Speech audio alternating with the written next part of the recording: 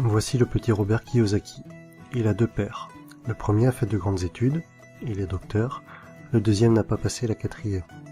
Les deux ont un bon salaire, mais l'un des deux aura des difficultés financières toute sa vie et laissera derrière lui de lourdes dettes à ses descendants. L'autre va devenir l'un des hommes les plus riches d'Hawaï et laissera un héritage de plusieurs dizaines de millions de dollars à sa famille. Dans ce livre, Kiyosaki va nous exposer les différents points de vue de ces 2 pères. Tous les deux sont d'accord sur le fait que l'éducation joue un rôle primordial dans la vie. L'un est persuadé que les grandes études sont incontournables, l'autre pense que devenir financièrement intelligent va permettre au petit Kiyosaki de devenir riche.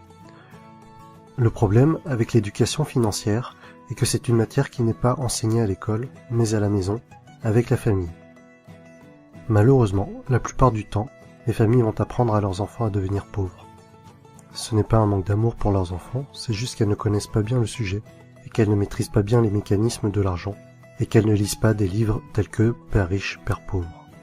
Si comme moi, vous n'avez pas de père riche, cherchez à apprendre auprès de ceux qui le sont, et investissez en vous. Lisez les livres de Robert Kiyosaki, Napoleon Hill, Warren Buffett et tant d'autres. En réalité, la recette pour devenir riche est plutôt facile. Pas besoin d'avoir fait de longues études de comptabilité pour comprendre le principe. 2 concepts simples à comprendre, actif et passif. Un actif, c'est quelque chose qui va vous mettre de l'argent dans votre poche. Un passif, c'est quelque chose qui va, au contraire, vous enlever de l'argent de votre poche. En analysant un peu, tout peut être un actif ou un passif. Si vous achetez une voiture, la plupart du temps, il va s'agir d'un passif. Vous allez perdre de l'argent avec, sa valeur va se déprécier. Mais si vous êtes un chauffeur de taxi, si vous êtes commercial, et que votre voiture améliore votre image et qu'elle facilite certaines de vos affaires, alors votre voiture pourra devenir un actif. Si vous possédez une maison, et que, avec les factures, les différentes taxes et travaux, cela vous fait perdre de l'argent, alors il s'agit d'un passif. En revanche, si vous louez votre maison et que cela vous fait gagner de l'argent, c'est un actif. Voici un schéma assez classique pour représenter les pauvres, classe moyenne et riches. Les pauvres vont seulement dépenser leur argent. On ne distinguera ni de passif ni d'actif, mais seulement des achats quotidiens pour vivre. Les classes moyennes vont également avoir des dépenses, peut-être un peu plus importantes que les pauvres. En plus de cela, elles vont acheter des choses qui vont leur permettre de paraître riches, mais en réalité, elles achètent des passifs, maison, voiture. Beaucoup de ces personnes vont considérer leur habitation principale comme étant leur investissement le plus important. Mais le plus souvent, cela va leur coûter de l'argent et pas leur en rapporter. Les riches passent leur temps, leur énergie et leur argent à acheter des actifs.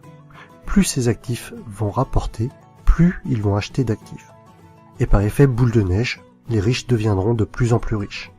Les pauvres et les classes moyennes n'évolueront pas ou peu. En fait, l'argent que vous gagnez au départ n'a pas beaucoup d'importance. Vous pouvez très bien gagner 10 000 € par mois et tout dépenser dans des futilités en menant un grand train de vie, grande maison, belle voiture, fêtes, alcool, et au final, il ne vous reste plus rien.